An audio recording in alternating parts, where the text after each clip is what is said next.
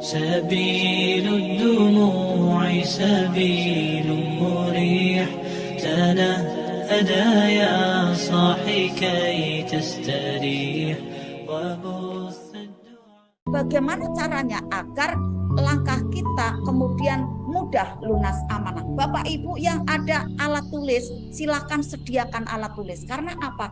Ada 3 gerakan belajar Bapak Ibu, menyerap, ya kemudian melihat kembali, kemudian menuliskan, masuk kembali ke alam pikiran dan mudah sekali nanti untuk dicerna, apalagi didorong nanti dengan ada kalimat-kalimat yang akan kita baca dari Al-Quran, ya kalimat-kalimat riyadhah nih dari bacaan Al-Quran yang akan kita kerjakan. Nah, 3 langkah mudah kita meraih ada lunas amanah. 3 langkah mudah lunas amanah itu yang pertama adalah saat Bapak Ibu ingin lepas dari amanah, ingin lepas dari riba, ingin lepas dari adanya pinjaman demi pinjaman yang berlapis-lapis, maka yang pertama dilakukan adalah bertaubat. Bertaubat kepada Allah Bapak Ibu. Jadi tobatnya yang betul-betul taubat. Jangan tomat, tobat tapi kumat gitu ya. Jangan, tapi betul-betul taubat Bapak Ibu. Nah, sesungguhnya seseorang akan terhalang rezekinya karena dosa yang ia lakukan. Rasulullah sampaikan ada di hadis riwayat Ibnu Majah. Ternyata pada saat ini kita ada mengalami hutang yang berlapis-lapis, amanah yang berlapis-lapis. Tentunya di sana ada perisai-perisai yang tak terasa itu juga berlapis-lapis. Perisai itu apakah? Apakah yang bernama perisai itu? Yaitu dosa. Karena Rasulullah juga sampaikan seperti itu. Saat kita terhalang dari rezeki, ya, adanya amanah yang berlapis-lapis, adanya amanah yang tidak lunas-lunas. Kenapa itu? Itu kan terhalang dari rezekinya. Rezeki apa? Rezeki ketenangan, rezeki kebahagiaan, rezeki kenyamanan. Tentu terhalang.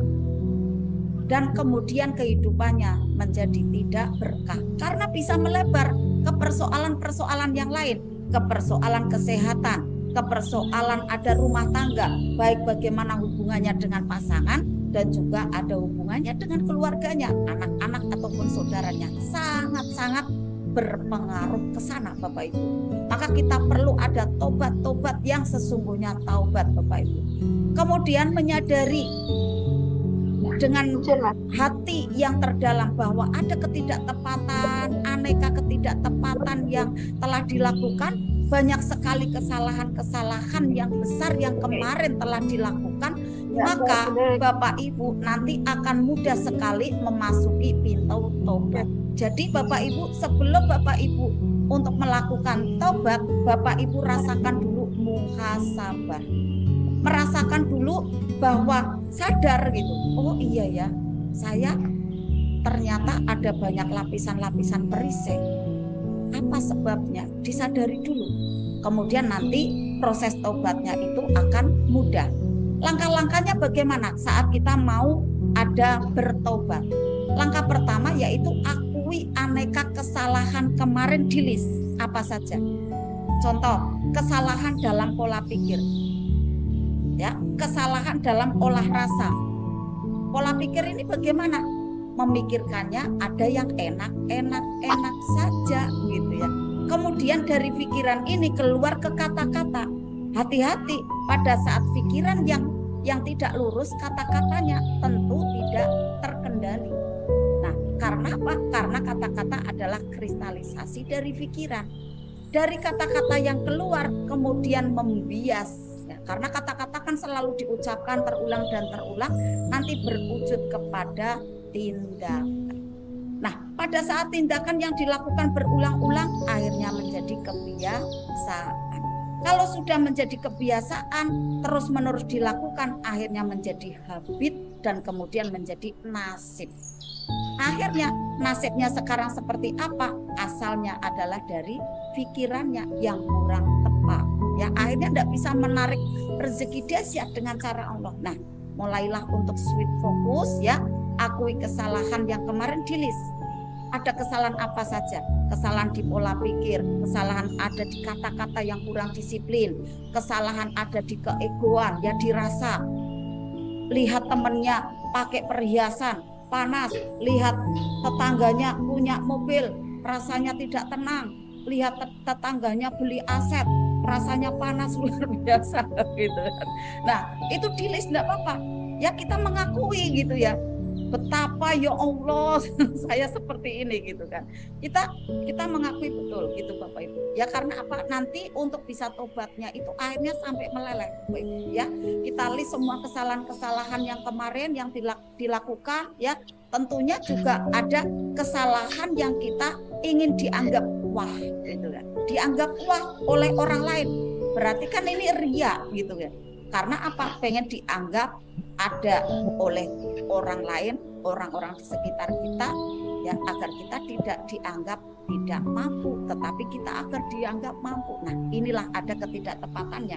Akhirnya ada mental yang belum siap di sana untuk memiliki barang itu, kemudian dipaksakan ya memiliki, akhirnya menjadi ada trouble selanjutnya ya, ada bumerang di hari berikutnya.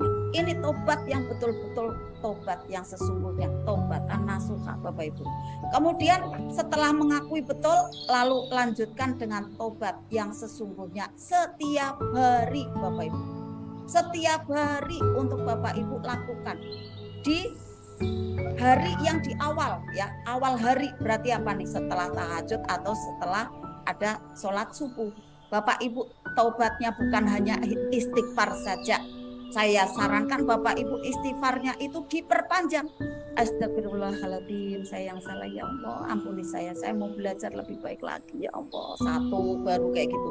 Jadi jangan istighfar astagfirullahaladzim, astagfirullahaladzim, astagfirullahaladzim, ber 100 itu cuma 5 menit tidak membekas Bapak Ibu ya. Jadi harus dinikmati. Astagfirullahaladzim ya Allah, saya yang salah ya Allah, ampuni saya mau berubah lebih baik lagi ya Allah, bantu kami ya Allah, bantu aku ya Allah, saya mau berubah lebih baik lagi dengan caramu, dengan cara yang mudah ya Allah, engkau bantu aku dengan cara yang membahagiakan hari ini, esok dan seterusnya, terus menerus seperti itu Bapak Ibu.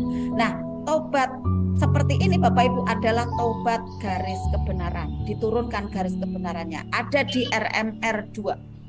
Bapak Ibu yang belum mengikuti ada RMR 1 dan RMR 2 ikut. Nanti kita ada di awal bulan ada pembelajaran RMR 1 ya. Mungkin Bapak Ibu udah pernah tapi lupa gitu. Nah, nanti ikut lagi. Tidak apa-apa, di-download kembali ya. Kemudian dijalankan, apalagi dijalankan sholat taubat setiap malam, tidak setiap malam saja ya, bisa jadi ya siang malam gitu ya. Banyak-banyak istighfar minimal 100 kali. Kenapa nih?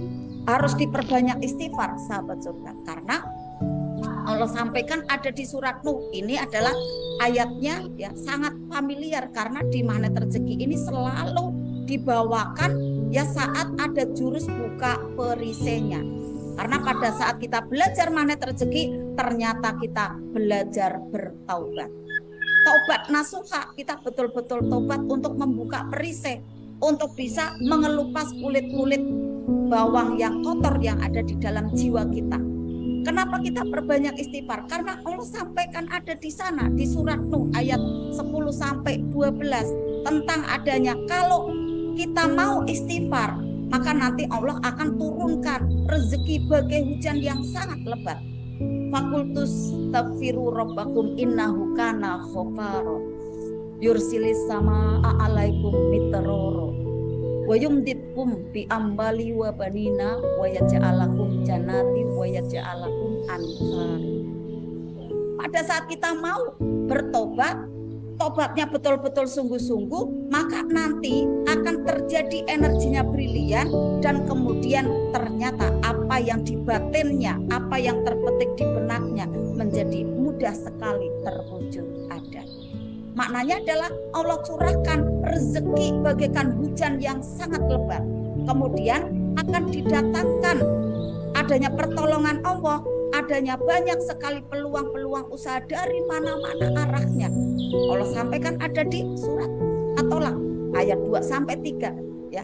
Wa may yattaqillaha yaj'al lahu makhraja wa yarzuqhu min haitsu la yahtasib. Barang siapa yang mau bertakwa kepada Allah, pada waktu kita mau tobat, pada waktu kita mau memperbaiki diri, tentunya di sana proses takwa kita meningkat. Akhirnya Allah berjanji, barang siapa yang mau bertakwa kepada Allah, niscaya Allah akan berikan kelapangan, diberikannya rezeki dari arah yang tak diduga-duganya, dari arah yang tidak disangka-sangka sebelumnya. Kemudian apalagi yang perlu dilakukan Bapak Ibu saat kita bertobat? Bapak Ibu untuk bisa mencermati kisah dari Nabi Yunus. Mungkin pernah saya sampaikan ya, kisah dari Nabi Yunus. Jadi kita ada sekilas saja yang menyampaikan bahwa saat itu ya Nabi Yunus melakukan sebuah kesalahan ya. Kalau kata kita ya, kata kita istilahnya orang biasa yang mengatakan ya, saat itu Nabi Yunus abai ya, ngambek lah gitu ya, karena umatnya itu sudah tidak mau mendengarkan ada kalimat-kalimat nasihat-nasihat dari Nabi Yunus. Kemudian Nabi Yunus meninggalkan umatnya, ngambek ya, mengembara. Dan kemudian melewati lautan, ternyata di sana melewati lautan, dan kemudian naik perahu gitu ya, naik ada kapal yang besar. Nah pada saat ada di tengah lautan, ternyata tanda-tandanya kapalnya mau karam. Jadi satu orang harus ada dikurangin gitu. Sebelumnya muatan sudah dikurangin, tapi kok tetap aja oleng nih, tetap aja mau tenggelam. Ternyata petunjuknya harus ada satu orang nih yang dikurangin. Kemudian semuanya di sana berembuk semuanya ya. Kemudian nanti bakat-bakat yang ada di dalam diri kita itu akan muncul ya. Misalnya yang senang menulis, yang senang berbisnis ya, yang senang membuat usaha gitu kan. Kemudian yang senang untuk bisa konselor kepada orang lain ya. Kemudian senang untuk terapi apa? Terapi kesehatan, terapi kecantikan ya, bisa membuat orang nyaman ya saat bisa di massage wajahnya gitu. Itu kan tidak apa-apa, niatkan karena Allah. Pada saat kita ada facial ya, ada merawat tubuh, ini adalah untuk bisa merawat karunia Allah. Di sana tidak ada dosa Bapak Ibu, karena kita niatnya adalah merawat anggota tubuh, kemudian nanti untuk kita berikan pandangan terbaik ini kepada pasangan tercinta. Akhirnya menjadi pahala. Intinya di sini adalah inna a'malu binniyat, kita itu apa gitu ya. Jadi apabila kita merawat tubuh, merawat wajah ya, tapi untuk hal-hal yang baik ya, itu di situ sah ya, bahkan ada nilai pahala insya Allah ya. Alhamdulillah demikian Bapak Ibu saat